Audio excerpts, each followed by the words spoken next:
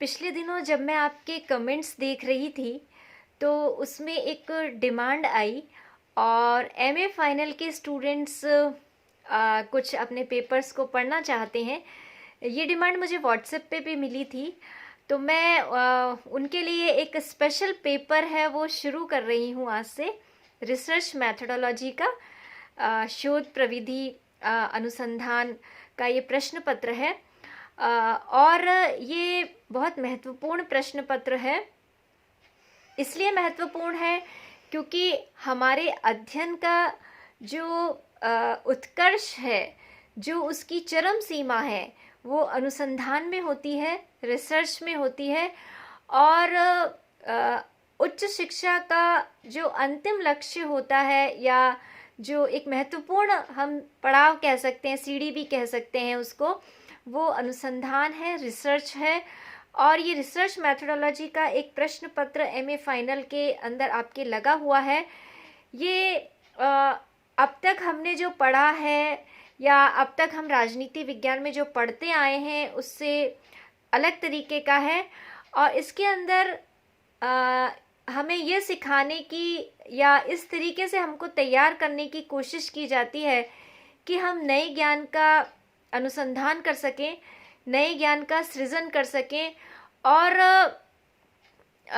अपनी तरफ से, अपने प्रयासों से, अपनी मेहनत से कुछ ऐसी खोज कर सकें, ऐसा रिसर्च कर सकें जिससे जो समाज है, या जो हमारी पूरी दुनिया है, उसको कुछ ना कुछ फ़ायदा हो, कुछ ना कुछ उसको मिले। तो यहाँ पे सबसे पहले हम ये बात करते हैं कि हमारा जो पॉलिटिकल साइंस है वो एक सोशल साइंस है, समाज विज्ञान है। एक हमारे नेचुरल साइंस होते हैं, फिज़िक्स, केमिस्ट्री, बायोलॉजी, ये नेचुरल साइंस हैं। और बाकी सोशल साइंस में जैसे समाजशास्त्र है, राजनीति विज्ञान है, ये विषय इसके अंदर आते हैं। तो एक डिफरेंस है जो हमारे प्राकृतिक विज्ञान है और जो समाज विज्ञान है उनके बीच में। तो जब हम अनुसंधान की बात करते हैं तो ये अंतर हमको समझ लेना चाहिए, क्योंकि अनुसंधान की जो पद्धतियाँ प्राकृतिक विज्ञानों में काम ली जाती हैं, नेचुरल साइंसेज में काम ली जाती हैं, वो अनुसंधान की प्रविधियाँ या पद्धतियाँ समाज विज्ञानों में काम में नहीं ली जा सकती। क्योंकि समाज विज्ञान में, सोशल साइंस में जो पूरा समाज है वो हमारी प्रयोगशाला होता है, और जो मनुष्य है वो हमारा वो पदार्थ कह सकते हैं, या कुछ भी जिस पर कि हमको प्रयोग करने हैं।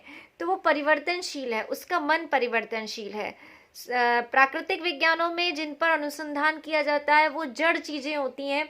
जैसे प्राकृतिक जो चीज़ें होती हैं वो सब जड़ होती हैं, वो चल फिर नहीं सकती, सोच नहीं सकती, विचार नहीं कर सकती, और उनमें बहुत ज़्यादा तरीके से परिवर्तन नहीं होता। लेकिन जो मनुष्य है उसका मन बदलता रहता है। अब जब हम सोशल साइंस की प्रयोगशाला में पूरे समाज को ले रहे हैं और उसकी जो मुख्य इकाई है मनुष्य, उसको हम ले रहे हैं, तो यहाँ पे अनुसंधान की चीज़ें बदल जाती हैं, उसके तरीके बदल जाते हैं। अनुसंधान होता क्या है, या रिसर्च होता क्या है, इसको किस तरीके से किया जाता है, ये सब चीज़ें हम इस पेपर में जानने की कोशिश करेंगे या जानेंगे। कुल मिलाकर एक नया ज्ञान, एक नई खोज, एक चीज़ों को अपने दृष्टिकोण से समझने के लिए उनको तथ्यों को इकट्ठा करना और फिर निष्कर्ष निकालना। यानी पहले हम फैक्ट्स को इकट्ठा करेंगे, फिर उसके आधार पर हम डिसीज़न लेंगे या निष्कर्ष निकालेंगे। ये एक शोध के अंदर हमको सीखने को मिलेगा कि किस तरीके से हम कार्य कर सकते हैं। अब यहाँ पे जो अब तक हमने पढ़ाई की है उसमें, और जो अब हम ये पेपर पढ़ने जा रहे हैं उसके अंदर बहुत बड़ा अंतर है। अब तक हमने जो ज्ञान सृजित हो चुका है उसका अध्ययन किया, उसको पढ़ा।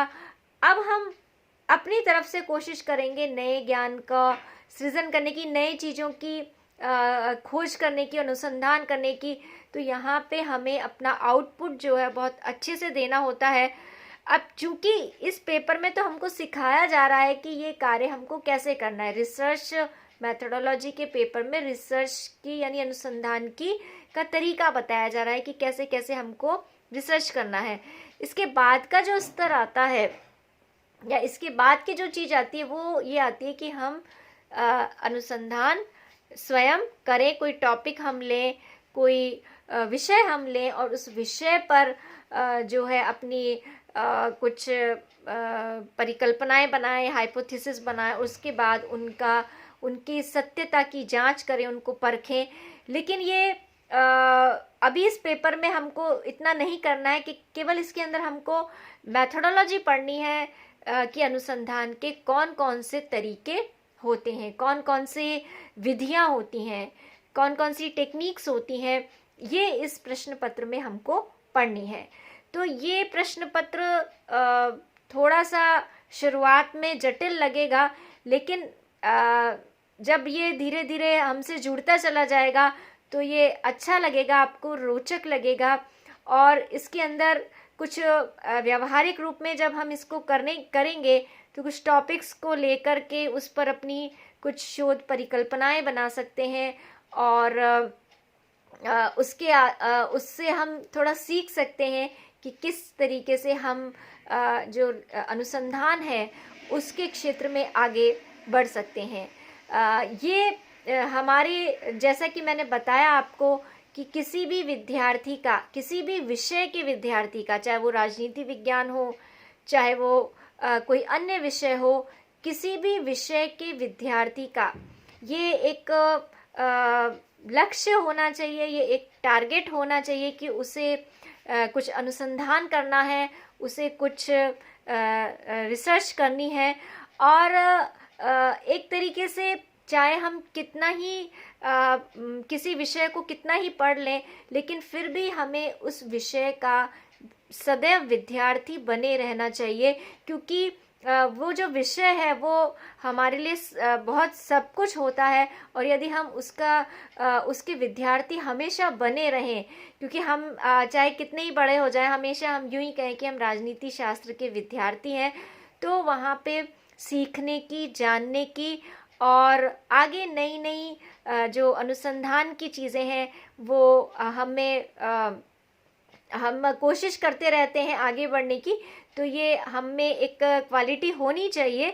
और इस प्रश्न पत्र को जब हम पढ़ेंगे तो कुछ प्रैक्टिकल चीज़ें भी आपको इसके अंदर देखने को मिलेंगी, व्यावहारिक चीज़ें, और कुछ सैद्धांतिक चीज़ें भी इसके अंदर आपको पढ़ने को मिलेंगी।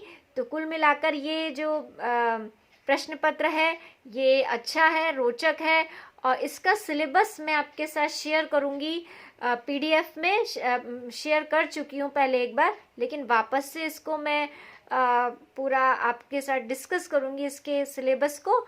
और आपके पास जो है सिलेबस उसको आप एक बार निकाल लें, और अगर आपने नोट डाउन नहीं किया है तो उसको आप नोट डाउन कर लें। उसके जो टॉपिक्स हैं जैसे उसके अंदर प्रश्नावली है, साक्षात्कार कैसे लेना है, रिसर्च जब हम करते हैं तो अनुसूचियाँ कैसे बनानी है, और ये सब उसके अंदर है। जो विषय है वो कैसे चयन करना है, रिपोर्ट राइटिंग कैसे करनी होती है, सिनॉप्सिस कैसे लिखते हैं, हाइपोथेसिस क्या होती है, ये कुछ शब्दावलियाँ हैं, तो इनके बारे में हम जानेंगे। और इसको पढ़ने के बाद या इसको पढ़ते पढ़ते एक हम ऐसे विद्यार्थी तैयार करने की कोशिश करेंगे जो अनुसंधान के अंदर रुचि रख सकें और उसकी तरफ आगे बढ़ सकें, जिससे कि क्योंकि बिना अनुसंधान के हमारा ज्ञान, हमारा जो विषय है उसका विकास संभव नहीं है। क्योंकि जो कहने वाले थे या जिन्होंने ज्ञान दिया वो अब जा चुके हैं। अब हमें भी अपनी तरफ से कुछ ना कुछ ऐड करना है हमारे विषय के अंदर नया। तो ये प्रयास हमारा सबका होना चाहिए और इस प्रयास में हम आगे बढ़ें। और इसके लिए आप जो है इस पेपर को अच्छे से पढ़ें, क्योंकि ये थोड़ा सा डिफरेंट टाइप का पेपर है, इसलिए मैंने एमए फाइनल के सभी पेपर्स में से इस पेपर को पढ़ाने का चयन किया है। बाकी जो आपके अन्य प्रश्न पत्र हैं उनके बारे में मैं आपसे समय समय पर बात करती रहूँगी, लेकिन अब हम इस पेपर को पढ़ना शुरू करेंगे। तो आप तैयार हो जाइए और अपना एक इंटरेस्ट डेवलप करिए।